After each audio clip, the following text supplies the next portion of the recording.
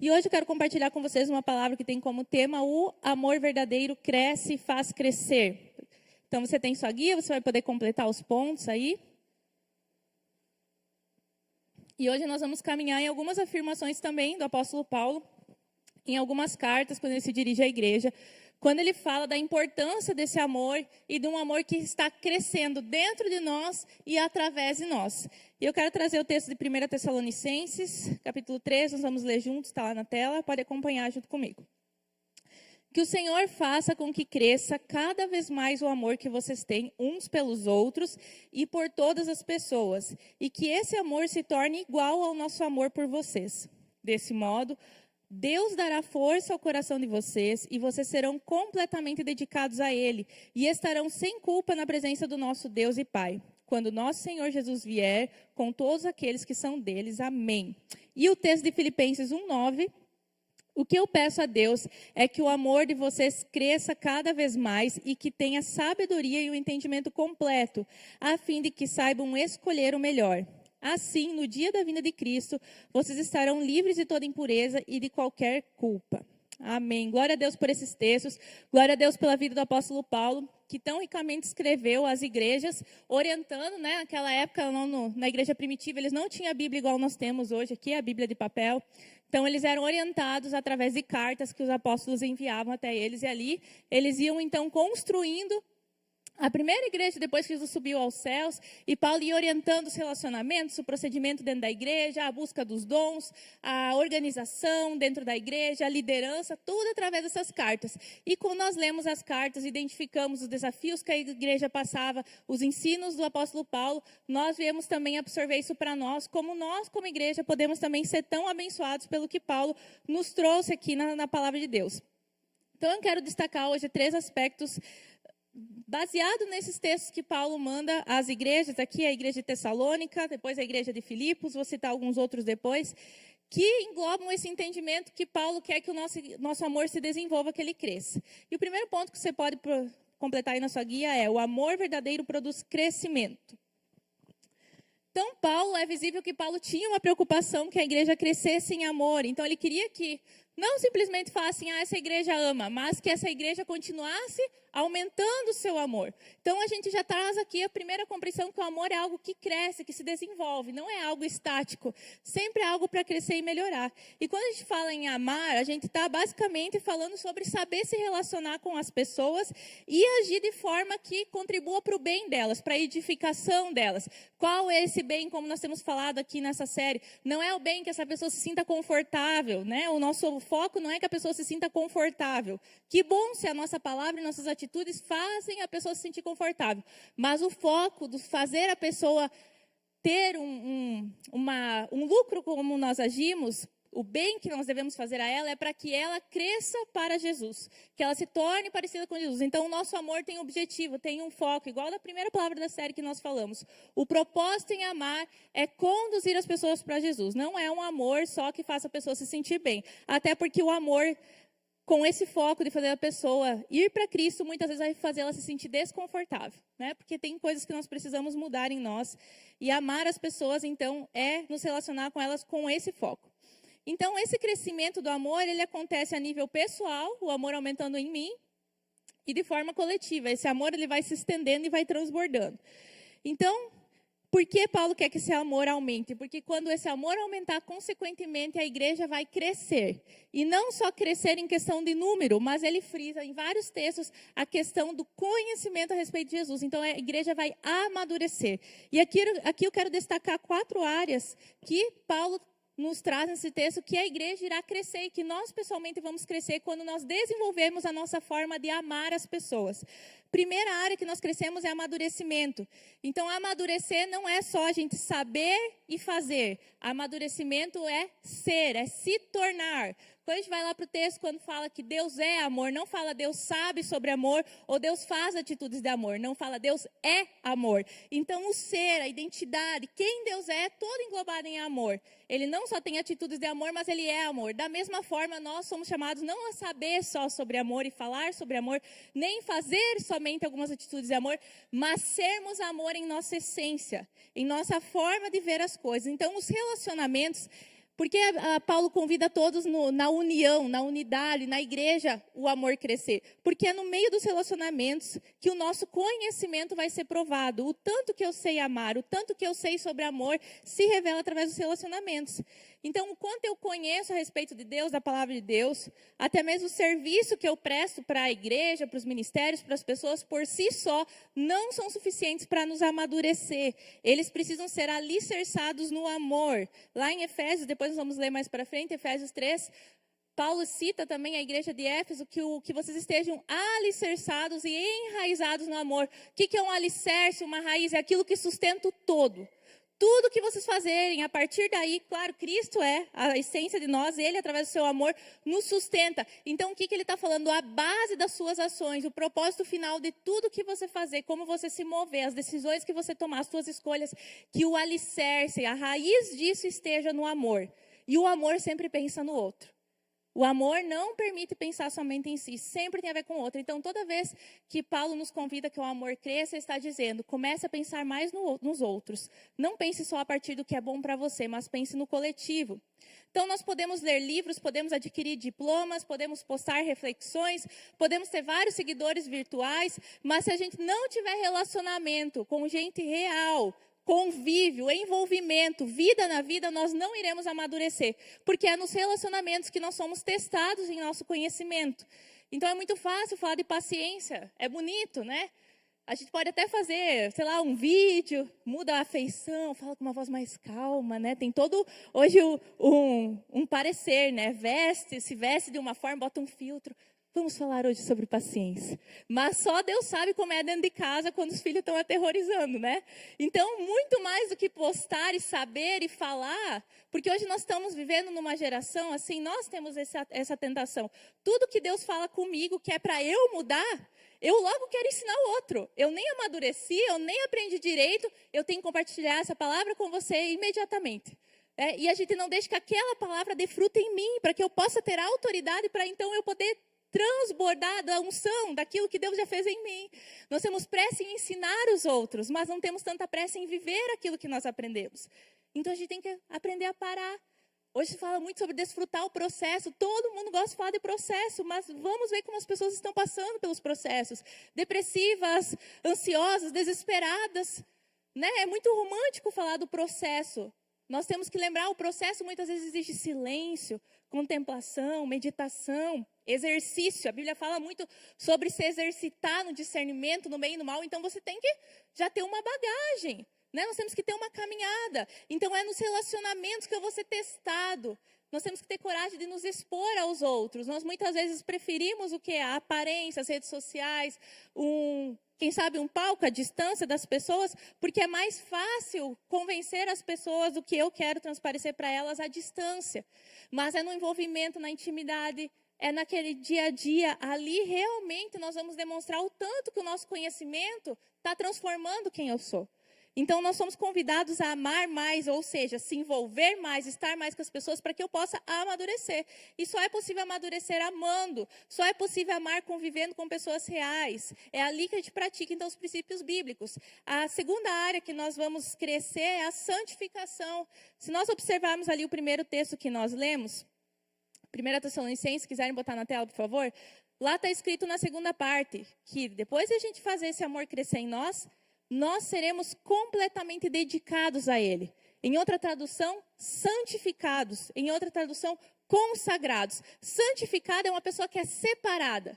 Uma pessoa separada é consagrada, dedicada a algo. Então, quando nós aumentamos o amor entre nós, o amor vai nos santificar. Então, um exemplo mais prático sobre isso, o amor, ele cria vínculos. A gente começa a ter amizade, a gente começa a conhecer um sobre o outro, cria vínculo. Esse vínculo entre nós cria pertencimento. Eu pertenço a esse grupo, eu pertenço a essa família. Esse ali é meu irmão, essa ali é minha irmã. E esse pertencimento acaba me separando do que eu não sou e do que eu não concordo com outros grupos. Esse pertencimento automaticamente me consagra. Ele me separa, ele me santifica. Então eu começo a conviver num grupo que zela e vive os mesmos princípios que eu acredito, ou eu me esforço para viver os mesmos princípios que aquele grupo acredita. Então, o convívio, o ambiente de amor, ele vai nos santificar, porque ele vai nos animar, nos fortalecer, nos encorajar e muitas vezes nos forçar a mudar a nossa conduta, a deixar de fazer certas coisas, a mudar a forma de falar, a santificar a forma de falar. Então, olha o poder do amor. O amor tem poder de nos transformar. Algumas pessoas não conseguem vencer alguns pecados, algumas lutas, e elas se isolam. É a pior coisa que tem, se isolar. O isolamento não vai produzir santificação.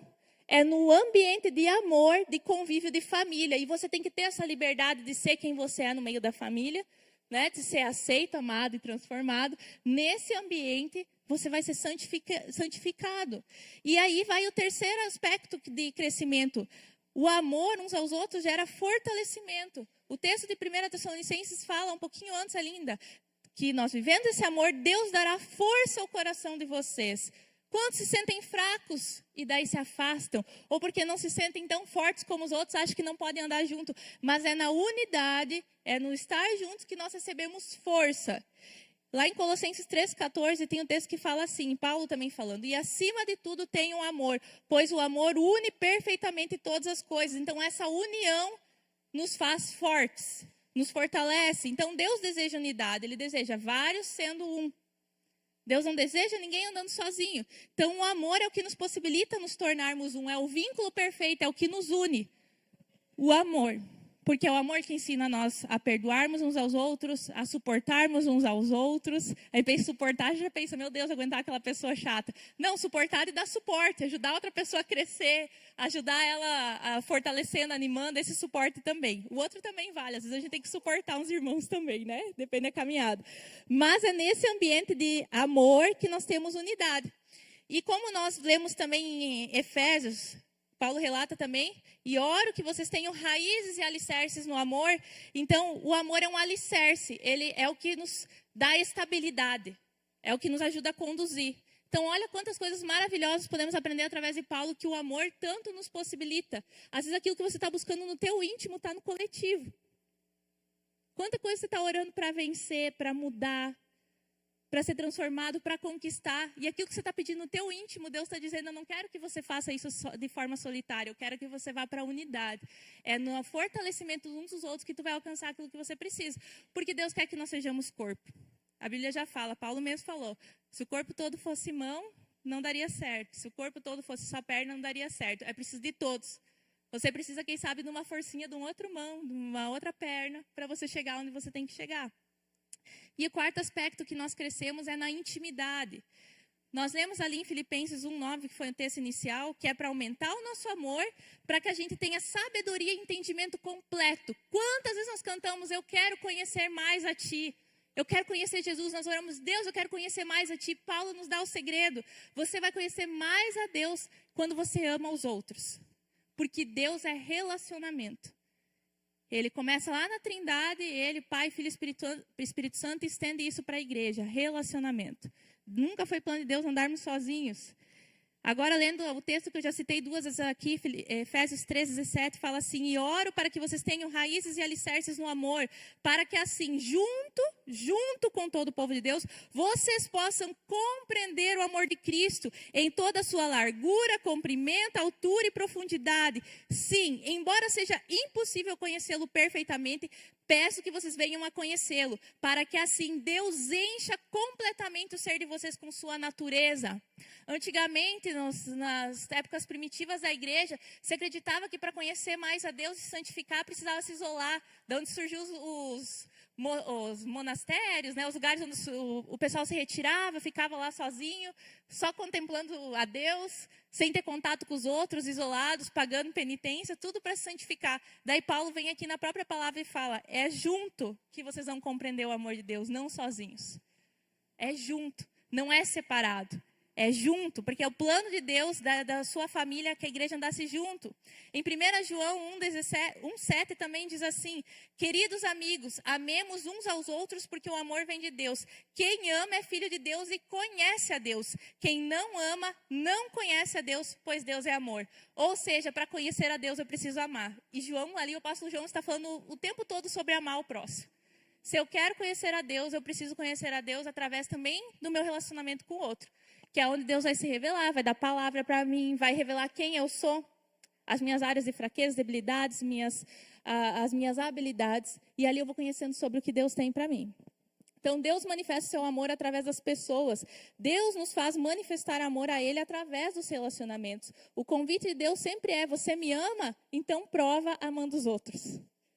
Quando Jesus fala, no último dia, vamos dizer, eu vou falar para muitos, né, que estavam ali em volta: vocês não me deram pão, vocês não me visitaram na cadeia, vocês não me ajudaram. Dizer: quando, Senhor, que nós não te ajudamos? E daí o Senhor vai falar: quando você viu uma pessoa em necessidade e você não deu pão, quando você viu que alguém estava preso na cadeia e não visitou, a mim você não fez. Então, Jesus considerou que quando eu faço para o outro, estou fazendo para Ele. Se eu faço nesse espírito de amor, se eu faço nesse espírito de fazer algo para o Senhor, Deus recebe como se fosse para Ele mesmo. Ele mesmo fala que um copo de água dada a uma pessoa, porque você considera ela seguidor de Cristo, eu quero amar ela, quero suprir a necessidade dela, isso não vai ser esquecido, um copo de água.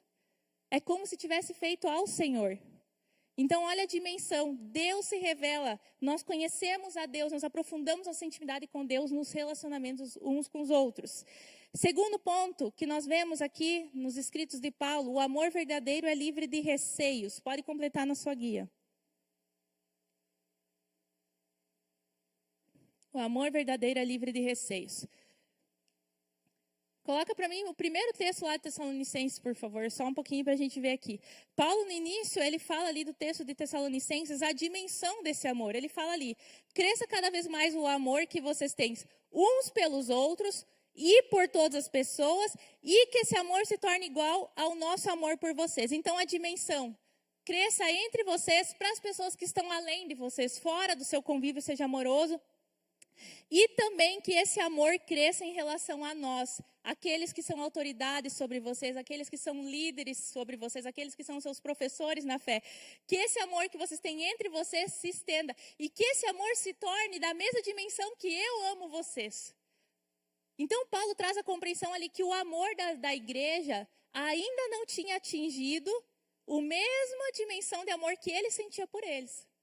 Ele diz: vocês estão caminhando e eu quero que cresça mais, mas vocês ainda não amam tanto quanto eu amo vocês.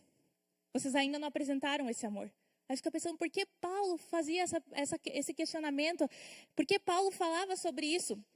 Muitas vezes nós vemos nas cartas de Paulo, e isso sempre se destaca para mim, principalmente aquelas pessoas que estão trabalhando, liderando pessoas, e aqui você pode perceber isso. Eu vou citar alguns textos, onde Paulo convida as pessoas que ele liderava, que ele cuidava, a entregar o coração deles para Paulo também. Hoje nós vivemos numa dimensão que as pessoas querem se proteger o tempo todo. Todo mundo que é autoridade é ruim, vai fazer mal para você. Então não se abra, não peça conselho, é você e Deus, né? Não, nada bíblico, a Bíblia não fala que é você e Deus, a tua salvação é individual. Mas a Bíblia diz que tem que buscar a igreja, tem um coletivo aí. Então nós estamos numa geração que se isola muitas vezes dos outros, mas Paulo vem, e ele sentia isso já no tempo dele. Porque as igrejas viviam muitas crises, às vezes se infiltravam no meio deles falsos mestres, às vezes tinha a questão de pecado que Paulo tinha que resolver e que era doloroso o processo de disciplina de um irmão, de ver um irmão afastado, e a igreja às vezes ficava meio receosa, tipo, meu Deus, daqui a pouco Paulo vai chegar em mim e vai pegar eu também.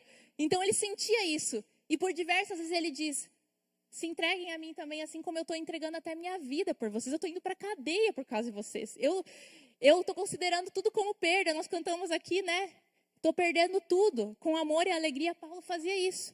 Então, olha só, vou mostrar alguns textos para vocês, e eu acho linda a palavra de Deus, então eu quero mostrar para vocês, nós vamos ler uns textos aqui, para quando você lê na Bíblia, você vê que o que a gente fala e ministra não é uma coisa que parte de nós, é uma coisa bíblica. 2 Coríntios 6, 11 a 13 diz assim: queridos amigos de Corinto, temos falado francamente e temos aberto completamente o nosso coração para vocês, não temos fechado o nosso coração, vocês é que têm fechado o coração de vocês para nós. Eu falo com vocês como se fossem meus filhos, tenham por nós os mesmos sentimentos que temos para com vocês e abram completamente o coração de vocês para nós.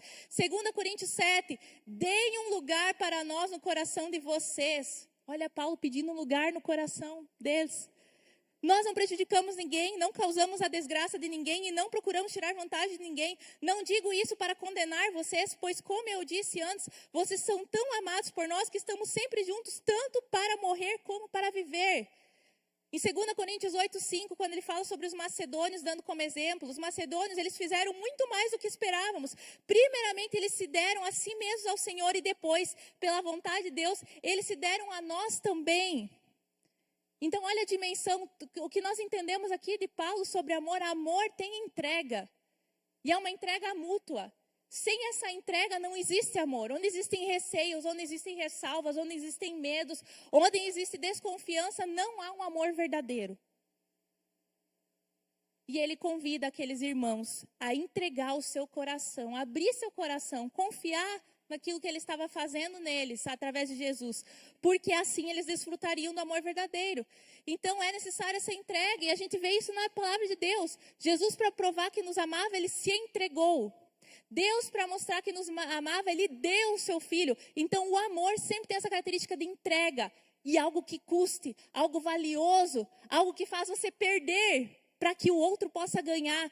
Uma prova externa do seu amor, tem que haver provas, não é de falácia, não é de simplesmente algo externo, de frieza, mas é coração, é lugar no coração, é estima, é pensar sobre o outro, é se preocupar com o outro, é honrar o outro, é ter gratidão pelo outro.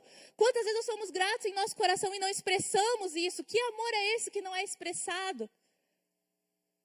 Que amor é esse que muitas vezes nós dizemos que nós temos pelos outros, mas ele não tem uma atitude para ser mostrada, uma palavra dita, né, que anime, que encoraje. Então nós somos convidados a um amor de entrega. O que prejudica a prática do verdadeiro amor? A culpa é uma das coisas que nos prejudica. Quando nós carregamos em nossa vida uma vida mal resolvida, com pendências, que muitas vezes a gente tem alguma coisa que carrega em nossa consciência, automaticamente a nossa tendência é a gente se proteger. É criar limites para que a intimidade não avance. Né? Ninguém vai se meter na minha vida. E alguns usam desculpa que isso é sabedoria, que isso é maturidade. Você decide por você. Não, muitas vezes isso é autodefesa. É óbvio que você não vai sair abrindo teu coração para todo mundo, abrindo sua vida para todo mundo. Ore muito sabiamente sobre quem tu vai colocar o teu coração. E quando você estiver diante daquele relacionamento, se entregue completamente, com direção de Deus sobre a tua vida. Mas aqui diz assim, que em 1 João 4:18, ele traz essa reflexão sobre a culpa e o medo que nos impede do amor verdadeiro. Lá diz assim: no amor não há medo. O amor é totalmente verdadeiro, que é totalmente verdadeiro, afasta o medo. Portanto, aquele que sente medo não tem o seu coração o amor totalmente verdadeiro, porque o medo demonstra que existe castigo. No contexto aqui, o apóstolo João está falando sobre juízo final. As pessoas que têm medo de como vai ser eles diante de Cristo. Eles devem algo. Alguma coisa, quem sabe, não está bem ajustado, eles não compreenderam ainda sobre a salvação. Então ele diz, aonde tem medo, vocês não vão conseguir avançar. Vocês têm que resolver o coração. Tem algo para confessar? Tem algo para trazer à luz? João fala muito sobre luz e trevas, sobre se expor à luz. Tem algo que está pendente e que faz você recuar. E sempre você chega nos relacionamentos até um limite e depois você para e não avança mais. Existe culpa, existe algo na consciência que te perturba, existe um trauma, uma mágoa, existe medo. Nós temos que tirar isso para fora, porque senão nós não vamos conhecer o amor verdadeiro.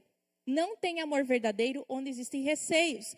Então, aonde há coisas ocultas, nós temos que nos expor, confessando nossos pecados, fazendo as mudanças necessárias através da ajuda do Espírito Santo, para que a gente possa ter uma consciência tranquila em relação a Deus. E assim, como a gente está tranquilo em relação a Deus, automaticamente estaremos tranquilos em relação às pessoas.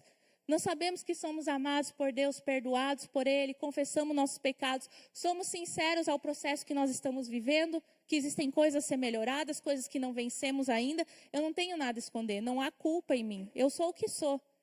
E ali, sem medo, eu consigo desfrutar do verdadeiro amor. E o terceiro e último ponto, o amor verdadeiro deve ser desenvolvido.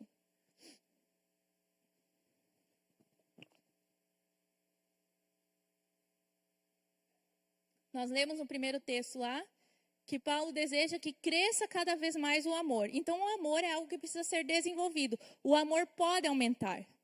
Não existe, você chegou a um ponto, pronto, eu amo todo mundo. Não, mas ele pode aumentar ainda. Nós podemos aprender a amar. Às vezes a gente não sabe amar. A gente não aprendeu a amar. Depende do contexto que nós crescemos, depende as situações que nos expomos ou fomos expostos. Nós, muitas vezes, não aprendemos como demonstrar, expressar o amor e nem como sermos amados. Então, nós precisamos aprender. Paulo fala lá em Filipenses 1:9, que foi um dos textos que nós lemos também no decorrer aqui, que a gente é para aumentar o nosso amor em pleno conhecimento e toda percepção. Então, ele fala que nós precisamos ter um amor que tem conhecimento, percepção, sabedoria, discernimento. Não é um amor de afeto irracional, um afeto irresponsável. É um amor com conhecimento e percepção, que protege esse amor verdadeiro para que se mantenha nos princípios da palavra de Deus. Um amor que não foge aos princípios da palavra de Deus. Então, a ideia desse texto de Paulo é que a gente desejasse ter um afeto uns pelos outros, um afeto inteligente. Não é um afeto cego. Um amor inteligente que sabe observar, que sabe como ponderar, como discernir as coisas, como se comportar com cada um. E pensando nisso, nós temos que lembrar que o amor é prático. E hoje eu quero trazer aqui, rapidamente, de forma bem breve, bem superficial, e você pode se aprofundar, algumas ferramentas que nós podemos usar ao nosso favor para aprender a amar melhor. Nós falamos muito sobre amar, nós temos que saber como amar. E hoje nós somos abençoados com muita literatura, com muito conhecimento, muito estudo, e isso vem tudo a nosso favor quando nós usamos isso para Deus. E hoje eu quero só citar basicamente, alguns já devem conhecer, as 5 linguagens do amor. Um escritor que é conselheiro de relacionamento chamado Gary Chapman, uma coisa assim.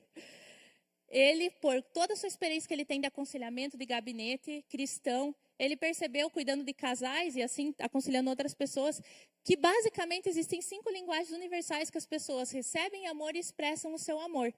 Então, nós podemos observar isso para que a gente possa, por exemplo, perceber como o meu próximo recebe amor. Às vezes eu estou comunicando numa linguagem que ele não entende, não se sente amado. Porque todos nós temos um tanque emocional, nós todos temos um desejo sincero, verdadeiro, genuíno de sermos amados.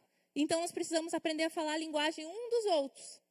Então, cada um de nós nasce com uma linguagem específica. A gente identifica, recebe e dá o nosso amor de uma forma específica. E isso ele chama de linguagem, que cada um tem uma linguagem. Então, quando a pessoa começa a conhecer mais sobre a sua linguagem, ela consegue se expressar com mais clareza e com mais liberdade, da mesma forma que ela também consegue comunicar o que ela precisa e como ela se sente amada. E assim as relações começam a se tornar mais profundas e mais saudáveis. Então, o primeiro passo para eu expressar o meu amor por outra pessoa é eu identificar qual é a linguagem de amor dela. Para que a gente não, igual uma pessoa que fala inglês tentando falar com alguém que fala chinês, não dá certo, não tem comunicação. Está respondendo o que a pessoa quer, mas ela não entende. Então, nós temos que falar de forma que a pessoa entenda. Então, são 5 linguagens. A primeira que ele cita é palavras de afirmação. Então, palavras de afirmação é quando eu expresso o meu amor com palavras. Aquela pessoa que gosta de fazer elogios, nossa, o jantar estava ótimo. Ela sente a necessidade de expressar como ela amou falando elogios. Afirmações positivas, você é muito bom nisso. Você tem um potencial incrível nisso. Ou incentivos, aquela pessoa animadora, né? Ela naturalmente ama desse jeito, vai dar tudo certo, vamos confiar em Deus, Deus está no controle, e essa pessoa, ela geralmente está se comunicando com essa linguagem.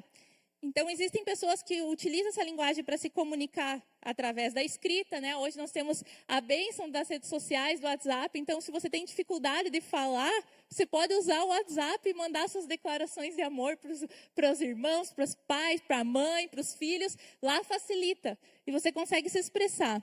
E tem aquelas pessoas que se sentem muito valorizadas quando elas ouvem palavras de afirmação. Você pode, dar presente para ela, dar tempo de qualidade, mas se você não fala nada, é como se ela não se sentisse amada. Ela precisa ouvir você falando, incentivando, reconhecendo. A segunda linguagem de amor são presentes. Então, vai dizer, mas eu amo presentes. Né? Todo mundo gosta de presentes, mas algumas pessoas elas se sentem profundamente amadas quando elas recebem presentes. E aqui não tem a ver com o valor financeiro, mas com o símbolo, o significado que é expressado através dessas atitudes de dar algo. Uma flor, pagar uma pizza, um lanche no Planet Café depois, né, que você já pode exercitar depois de ser presentes. Uma roupa, alguma coisa, você dá, passei na padaria, sei que tu gosta muito de sonho, então trouxe um sonho. A pessoa fica, nossa, ela reparou em mim, me valorizou, a pessoa fez uma comida bem gostosa, mandou uma mensagem, está pronta aqui, eu sei que tu gosta. Né? Então, não é a questão do valor financeiro, mas o valor simbólico. Então, algumas pessoas elas se sentem muito amadas através dessa linguagem de amor, e muitas conseguem só expressar o seu amor através de dar presentes. Ela tem dificuldade para falar, ela não tem muito jeito para servir, fazer atos de bondade. Não é muito bom de sentar e tomar um chimarrão por horas, mas dar presente, a pessoa sabe, quando tem um aniversário, ela gasta o dia pensando, por exemplo, em algo muito especial. Ela se prepara, porque para ela aquilo é tão, sabe? Ela diz, eu vou expressar o meu amor. Né? Então, é bem importante observarmos isso. Terceira linguagem, atos ou gestos de serviço. Então, quando o que tu fala, não fala tão alto quanto o que tu faz. Então, aquela pessoa que ela expressa o seu amor servindo. Vai lá, lava a louça, conserta alguma coisa na casa. Ela sempre está pronta para ajudar e para servir. Ela não é muito boa com palavras, não é muito boa para dar presente, nem sabe o que comprar ou nem dá, né, quando está no aniversário. Mas chama ela para resolver uma coisa, ela fica feliz, porque é o jeito dela expressar o seu amor para o outro. Como também tem pessoas que elas recebem amor quando as pessoas ajudam ela, quando notam ela, né? E percebe uma necessidade que você tem. Percebi lá que tua janela está meio quebrada, eu vou lá tal dia arrumar, né? Porque a pessoa sabe que ela vai se sentir amada dessa forma. E outra linguagem, toque físico. Não, aquela pessoa que ela expressa amor, dando um toque aí, um toquinho no ombro, abraçando, beijando, fazendo carinho, né? Aqui na igreja a gente já sabe quem que é essa pessoa bem específica, quem convida mais, a Fran, né? Cadê a Fran? A Fran, quando ela se converteu, lá na adolescência, nós estávamos juntos, e daí o pastor naquela época disse, tu vai cuidar da Fran. Eu já fui esmagada alguma vez pela Fran, porque ela vem com aqueles abraços de quebrar osso, sabe? E desde o início a gente já entendeu, essa é a linguagem de amor da Fran. A Fran precisa abraçar para expressar o seu amor.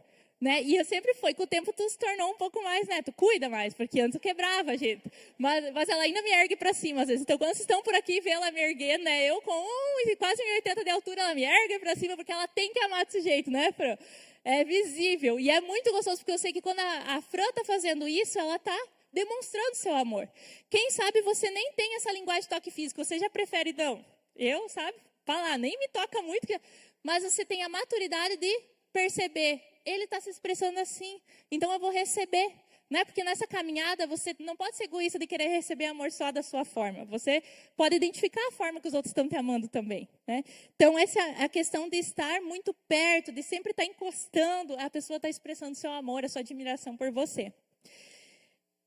1, 2, 3, 4, pulei uma aqui. Tempo de qualidade, isso mesmo. E o próximo também, que é muito importante, é o tempo de qualidade. Que é aquela pessoa que ela só se sente amada quando tu senta tomar mate com ela. Às 6 da manhã, né? Tem que fazer uma visita. Tu manda mensagem que você ama ela, você dá presente para ela, tu vai lá e leva compra para ela, mas se você não sentar, tomar um chimarrão, bater um papo, ela não se sente amada. É tempo de qualidade, né? Então, é aquela pessoa que gosta de fazer um passeio junto, assistir um filme, marcar um encontro entre amigos, uma conversa de qualidade. Não é nem, às vezes, a questão da quantidade, mas aquela dedicação exclusiva. Você sabe que a pessoa está ali porque ela está com você e quer te ouvir, e quer conversar com você. Não importa se vai ser 15 minutos ou 1 hora, mas ela se sente amada através do tempo de qualidade.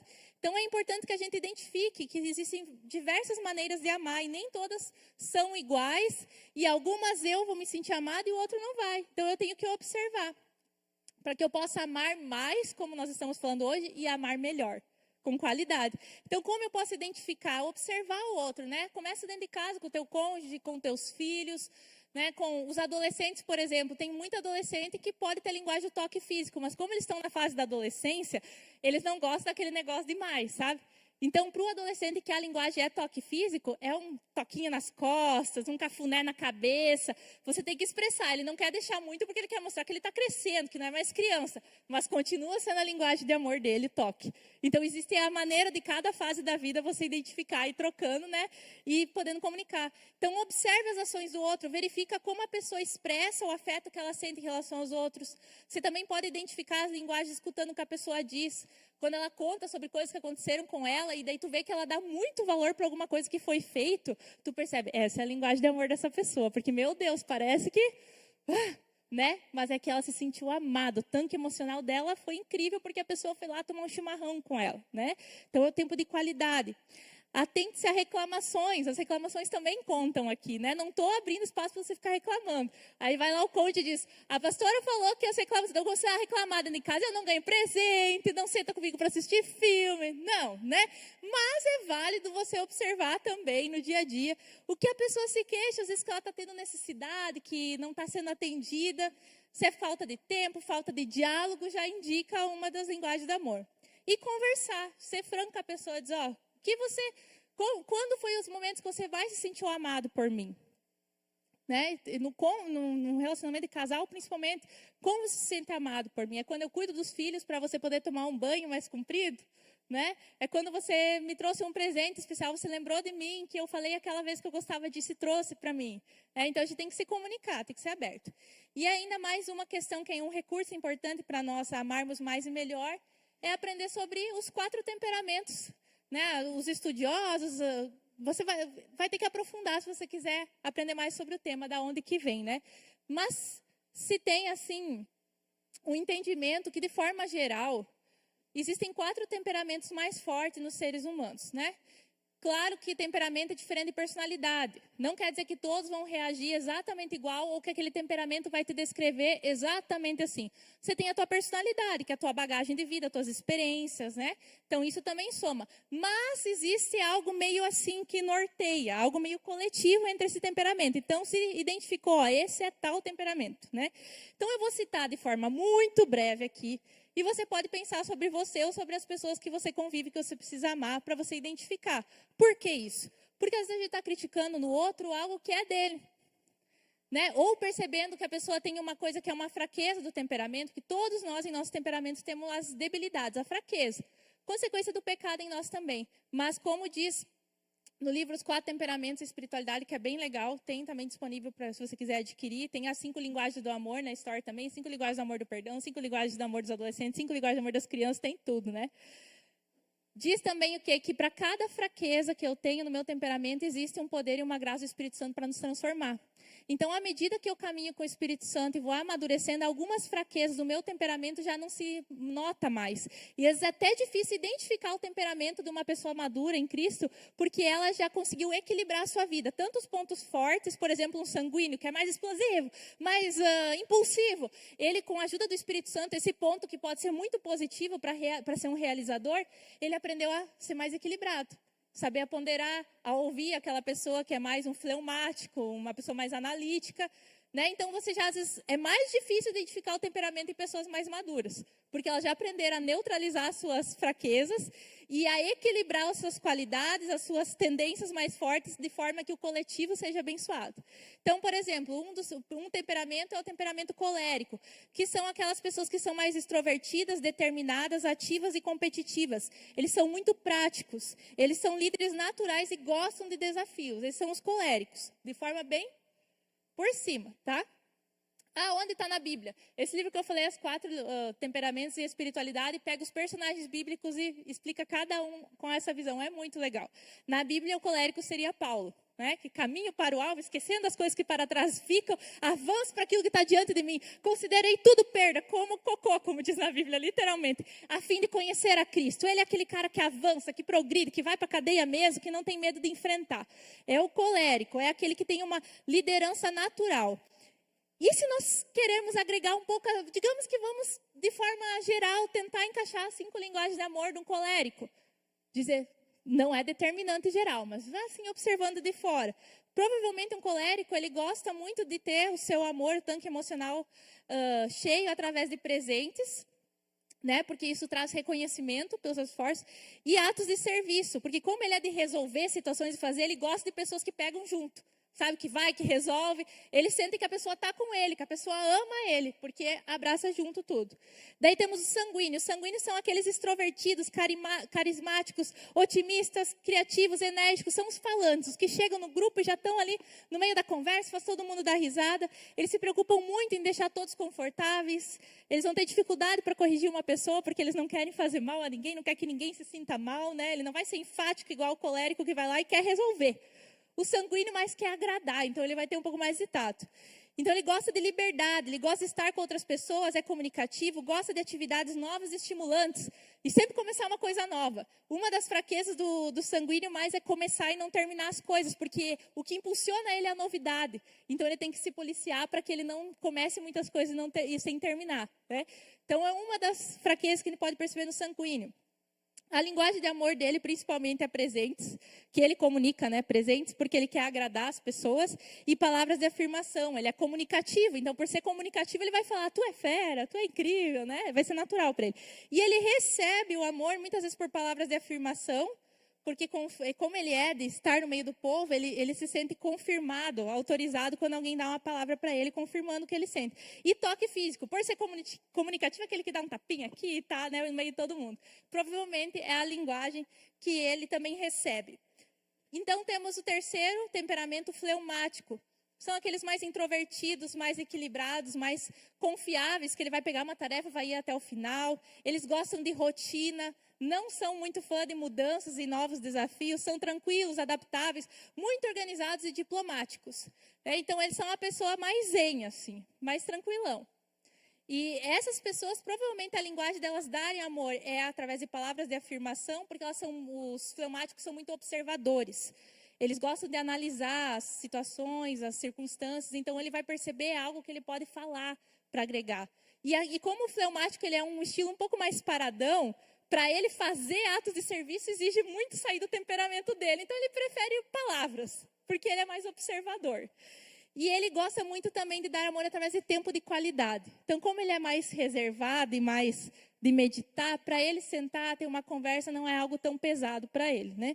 E como ele recebe amor? Através de atos de serviço, porque como ele já tem tendência a ser mais parado, quando alguém faz alguma coisa por ele, então maravilha, né? Melhor ainda. E palavras de afirmação. Porque o fleumático pode ter uma tendência a ser um pouco mais deprimido, né? Se sentir um pouco mais seguro. Então, a palavra de afirmação faz ele se animar e se sentir amado. E o último temperamento, melancólico, que são pessoas mais sensíveis, perfeccionistas, mais analíticas, buscam ordem e estrutura, são leais e dedicados. São aquelas pessoas que gostam de pegar algo que já foi começado e organizar. Fazer um projeto, analisar, né? Então, esse é um melancólico. Ele tem essa tendência muito forte ao perfeccionismo. Então, o que você der para ele, provavelmente ele vai fazer muito bem feito e vai sofrer muito para chegar lá. Porque como ele é perfeccionista, ele vai batalhar até ficar do jeito que ele quer, né? E vai sofrer quando não dá certo.